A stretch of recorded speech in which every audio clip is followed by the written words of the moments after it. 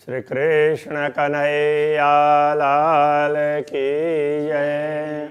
श्री निजानंद स्वामी की, श्री प्राणनाथ प्यारे की कुलमलुंदनी तुम पे जीना पहले पाई खबर, और न कोई वाहिदत बिना तो इत आवेंगे क्यों काया। तो इतावेंगे क्यों कर। श्री कृष्ण कन्हैया लाल की। पूर्ण ब्रह्म परमात्मा की ओर से ब्रह्मात्माओं की जिज्ञासाओं का जवाब दिया हो, इस प्रकार का रूपक बना करके यहाँ पर समझाया गया है। सारे शास्त्रों के खुलासे किए हैं, विशेष करके कदे परंपरा के। म्याराज हुआ मोहम्मद पर सो कौल अरश बक्का के। जब रसूल मोहम्मद को म्याराज हुए उस समय वो वचन उसके अखंड के ही तो वचन थे, तो उनको जो भी दर्शन हुए तो उस समय उन्होंने जो सुना सो शायदी दो एक सुकन बीच मुँह का कहूँ पसरे। वो साक्षी के रूप में दो चार बातें, थोड़ी थोड़ी बातें ही वो विद्वानों के बीच में, मुहक्कक का अर्थ होता है जानकार, ऐसे जानकार लोगों के बीच में वो बातें फैली। बाकी जो मूल बातें थी वो तो रह गई, वो तो बताई नहीं उन्होंने। तो दो चार बातें उससे संबंधित थोड़ी थोड़ी लोगों तक पहुँची। बक्का सुकन सब म्याराज के जाहिर किए सब में। तो उस समय के जो बातें हैं खुदा ने मोहम्मद को बताई थी, तो वो प्रसंग तो सब में जाहिर कर दिया, किंतु बातें थोड़ी थी। अब इस समय सब कुछ वो बातें स्पष्ट हो गई है, जाहिर कर दिया सब में। सब अरस बका मुख बोलई और सुकन ना किरो से। अभी जो ब्रह्मात्माओं का समूह है वो सभी अखंड धाम की बातें करती है, उनसे दुनिया की बातें होती नहीं है, दूसरी बातें ही नहीं होती। सो खासी गिरो मोहम्मद की तामे ये बात हो तनिश दिन। रसूल मोहम्मद ने जिनको खास गिरोह, खास समूह ऐसा कहा था, वो ब्रह्मात्माओं का समुदाय ही है। तो उनमें यही बात होती है, रात दिन उनसे दूसरी कोई बात नहीं होती है। मुख छोटे बड़े या ही सुकन और बोले न या बिन।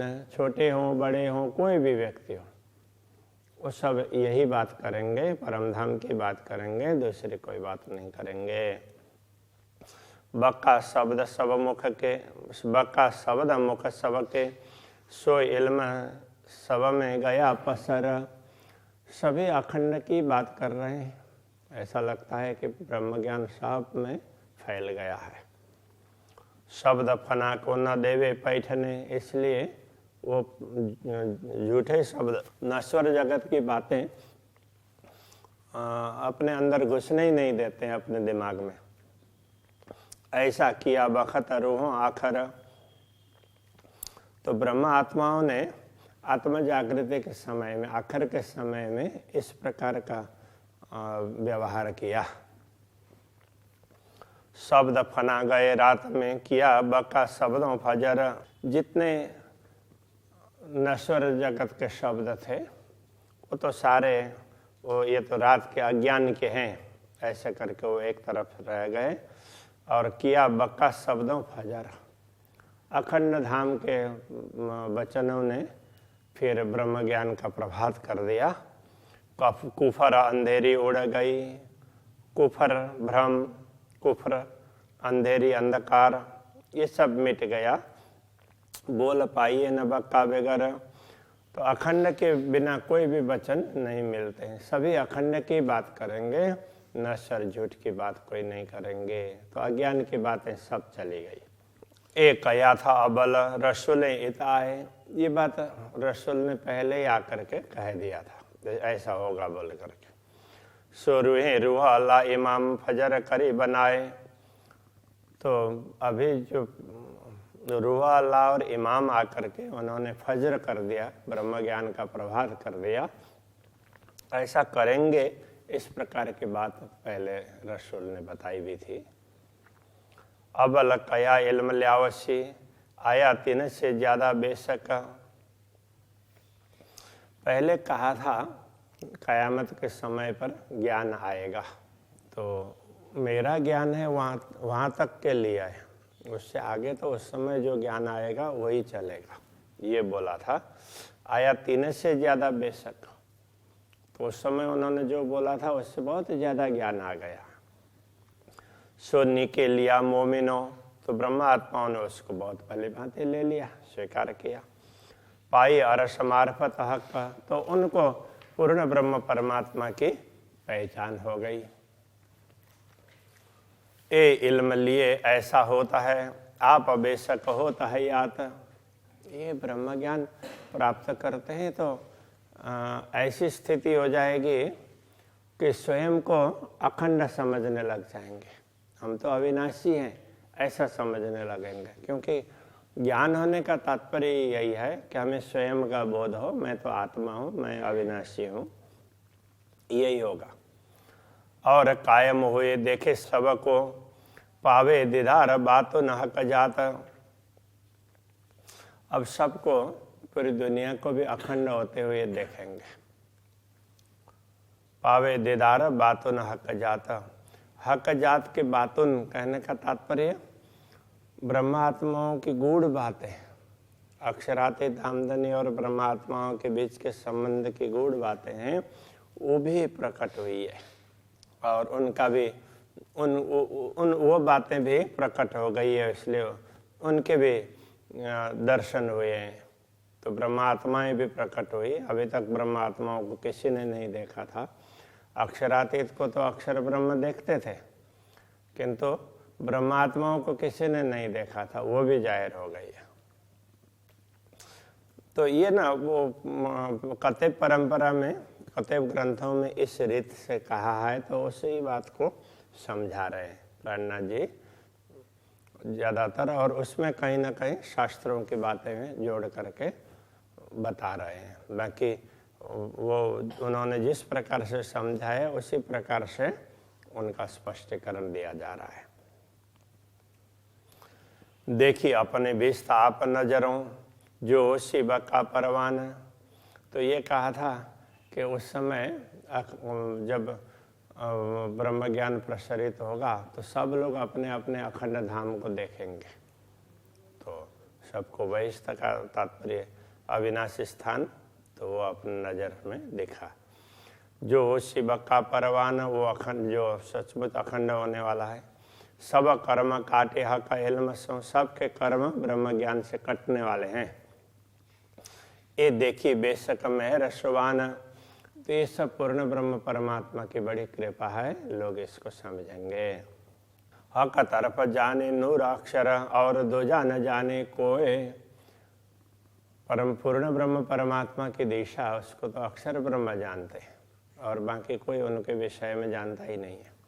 पर बातों न सुदती न को नहीं, हक इल्म देखावे सोए।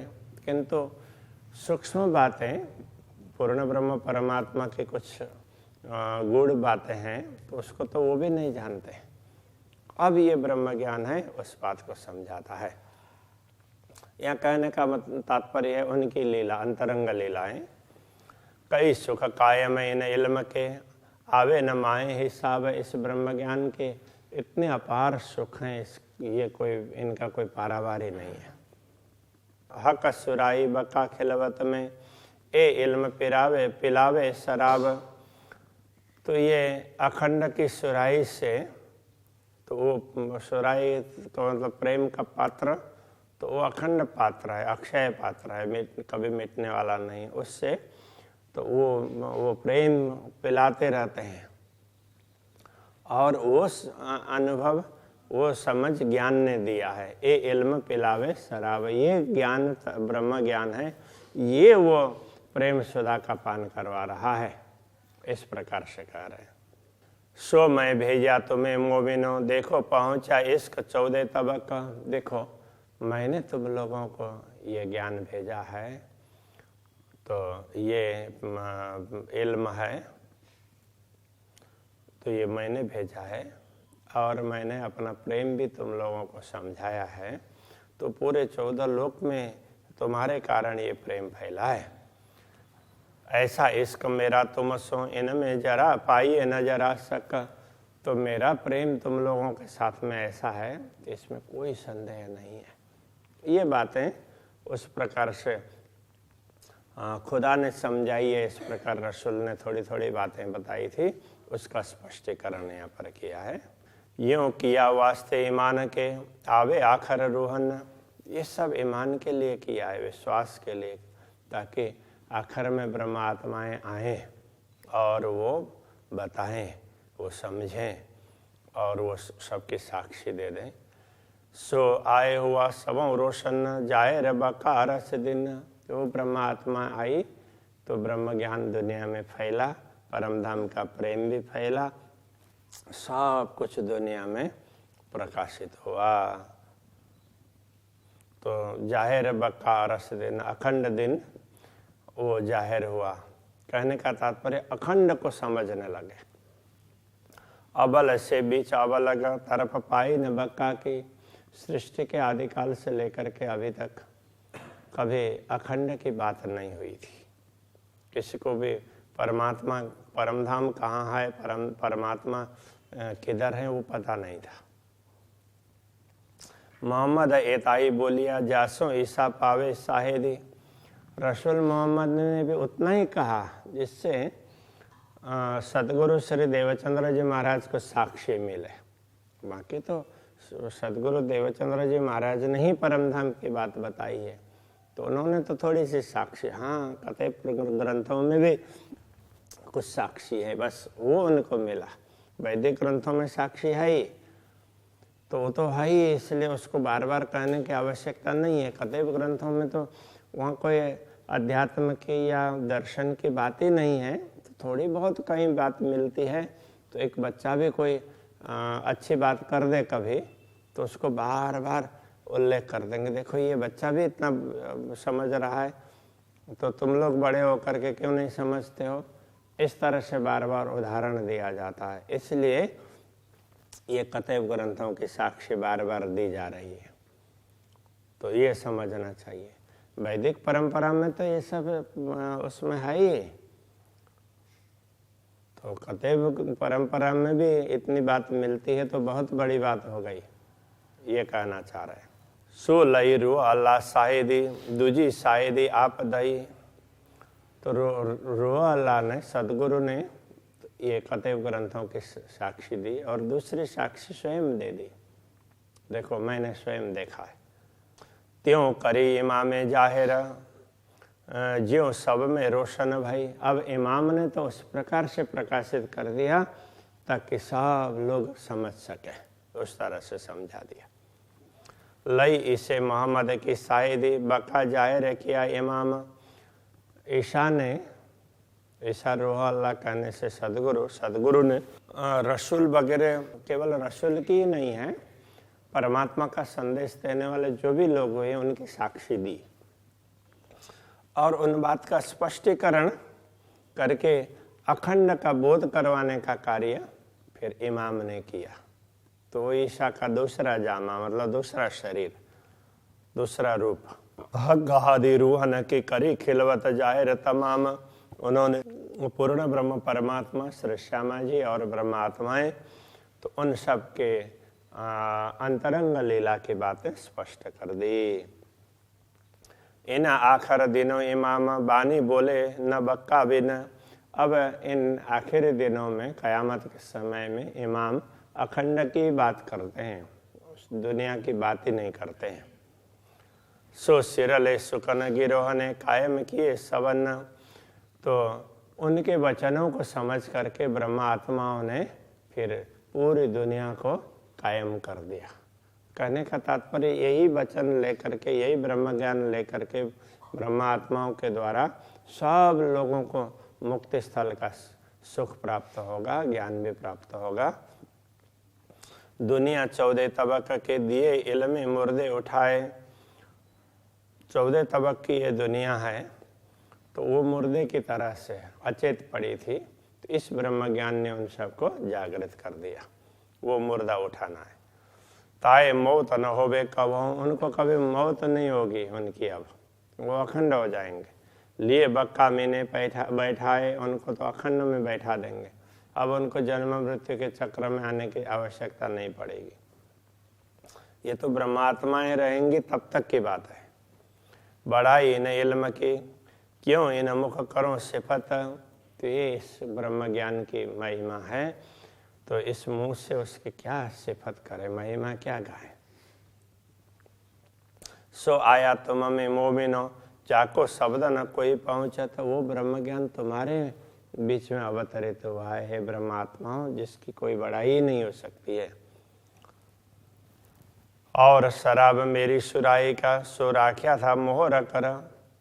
तो अब ये परमात्मा की ओर से कह रहे हैं कि मेरी सुराई का, शराब का तात्पर्य मेरा प्रेम का प्याला, मेरे हृदय का प्रेम है, वो अभी तक प्रकट नहीं हुआ था, वो सीलबंद था। सो खोलने बहुतों किया, पर क्यों खोले कबूतर। उसको खोलने के लिए बहुत लोगों ने प्रयत्न तो किया, किंतु जादुई कबूतर की भांति नश्वर जगत के लोग ऐसे कैसे खोल सकते थे। ये शैली कथेव ग्रंथों की शैली है। सो मैं राख्या तुम्हारे वास्ते, सो तुम्हें लियो दिल धर। वो तुम्हारे लिए हमने रखा है, अब बस तुम ही इसको ग्रहण कर लो। लिखे फूल प्याले तुम ताले, अछूत पियो भर भर। तो तुम्हारे ये पूरे भरा हुआ पात्र है, तुम्हारे भाग्य में है और किसी का छोया हुआ नहीं है, और इसको तुम प्याले भर भर करके पी लो अब इस प्रेम को। शराब मेरी सुराई का, सोरुओ मस्ती देवे पूरन। तो मेरे हृदय का प्रेम है, वो ब्रह्मात्माओं को पूरी मस्ती देने वाला है। दे इल्म लुदन निर्लज्जत। तो ब्रह्म ज्ञान तारतम ज्ञान से इसका स्वाद प्राप्त होगा। हक बकार सतन। तो ये जो जिनका मूल शरीर परमधाम में है, उन ब्रह्मात्माओं को वो अखंड सुख प्राप्त होने वाला है इसी से। बाकी तो ब्रजरास में भी उनको प्रेम तो मिला ही था, तो उनका स्वाद नहीं ले पाए, जो जागनी में ब्रह्म ज्ञान के माध्यम से स्वाद लेंगे, ये कहने का तात्पर्य है। जो बैठे हैं होए पहाड़ ज्यों, सो उड़ाए असराफिले सूर। जो लोग पहाड़ की भांति बैठे हैं, अहंकार लेकर के बैठे हैं, जिनका अहंकार इतना बड़ा है, सो उड़ाए असराफिले सूर। उसके लिए इसराफिल फरिश्ता सुर फूकेगा और सब पहाड़ों को उड़ा देगा कहा है, तो उनका अहंकार इस तरह से चूर होगा। सूरे खोले मगज मसाफ के, हुए जाहिर तजला नूर। तो इसराफिल के सूर ने तो बिगुल का स्वर उससे तो वो सब धर्म ग्रंथों के रहस्य खुल जाएंगे, और नूर तजल्ला अक्षरातीत पूर्ण ब्रह्म परमात्मा प्रकट हुए दिखाई देंगे। तब उड़े काफर होते जो पहाड़ से, हुए मोमिन हो बान चूर। तब जो पहाड़ की भांति ऐसे अहंकार लेकर के बैठे हुए वो परमात्मा की बात न समझने वाले लोग थे, वो सब उड़ गए। हुए मोमिनो बान चूर। वो ब्रह्मात्माओं की वाणी से, वचनों से चूर चूर हो गए। प्रेम की बात होती है तो उस समय फिर ज्ञान का अहंकार इस तरह से मिट जाता है, ये कहने का तात्पर्य है। लगे और बान अर्शैल में। और दूसरी वाणी परमधाम का ज्ञान, अब उनको भी परमधाम का ज्ञान मिलने से वो बात करने लगे। तीन हुए कायम नूर हजूर। तो उनसे ही अब इसी ब्रह्म ज्ञान के द्वारा वो भी अक्षर ब्रह्म के चरणों में अखंड होंगे। कहने का तात्पर्य अक्षर के नजरों में वो भी अखंड हो जाएंगे। श्री कृष्ण कन्हैया लाल की।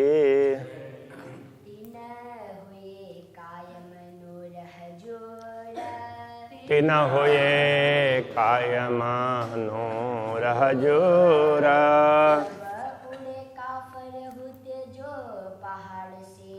तब उड़े कापर उते जो पहाड़ से हुए मोमिनो बान चोरा हुए मोमिनो बान चोर लगे और बान अरसैल में लगे और बान अरसैल में दिन हुए कायम नूर हजूरा दिन हुए कायम नूर हजूर हुए कायम नूर हजूरा दिन हुए कायम नूर हजूर